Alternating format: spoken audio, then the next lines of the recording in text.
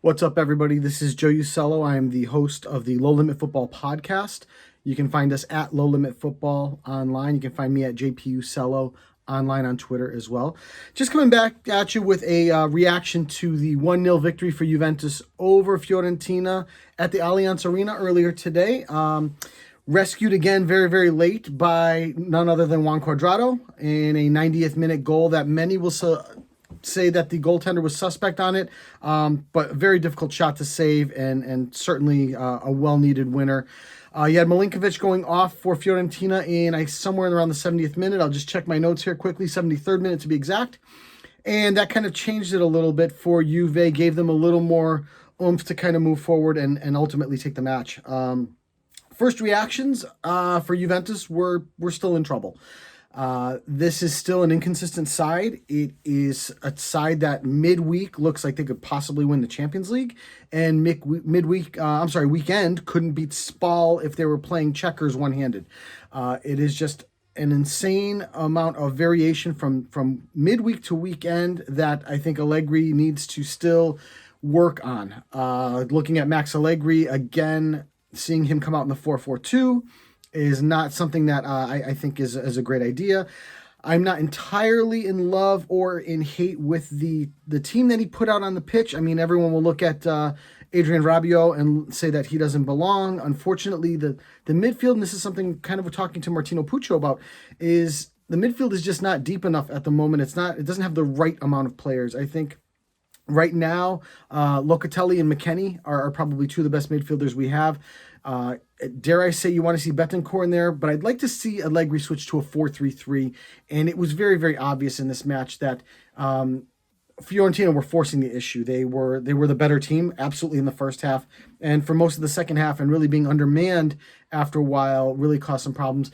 Chiesa kind of grew into the match a little bit for me. Wasn't top-formed Chiesa, but wasn't terrible either. Same goes for Dybala.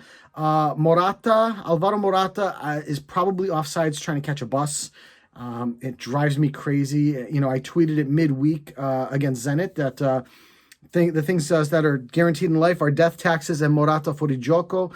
And Matt Santangelo noted the same thing this weekend. So, again, Morata's got to fix that. But, again, we don't have a good quality striker that will fit in there and really push Morata.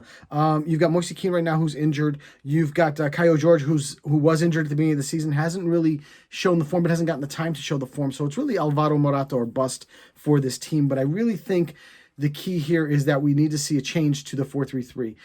Looking at some of the good points, glad that we got a performance out of Rugani today where we really, really needed it. Giorgio Chiellini comes up injured right in the warm-ups, and then Rugani has to step in. And I thought did fairly well. I didn't think he was terrible.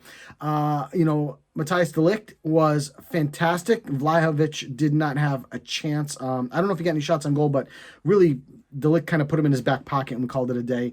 Locatelli was lost for me at times, but Weston McKennie was fantastic for me. And like I said before, with Dybala, Morata, and Chiesa. Perin was, not entirely tested. Obviously he faced more shots than the Fiorentina goalkeeper did, but it was ultimately, a non-factor for me, Mattia Perin. The last two things I want to talk about are the wingers, Danilo and Alexandro. I think we're really starting to see the tail end of their performances. I mean, many people woke up this morning, watched the Manchester derby, and noted how good Joao Cancelo was, and then realized that we traded, or got rid of Cancelo for Danilo.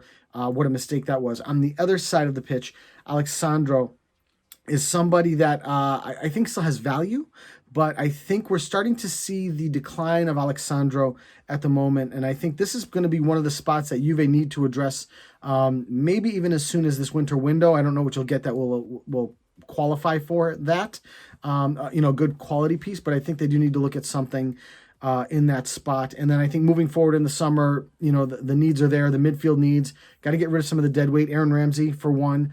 I think Rabiot, I think maybe even Betancourt, if you can get rid of him.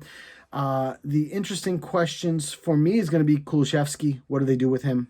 That's another question that needs to be decided because he's very, very young. He's very, very talented, but at the moment he doesn't really fit in with Allegri. So again, recap 1-0 to Juve. I believe that moves them up into 8th place in the table so far. Still not quite enough, inconsistent.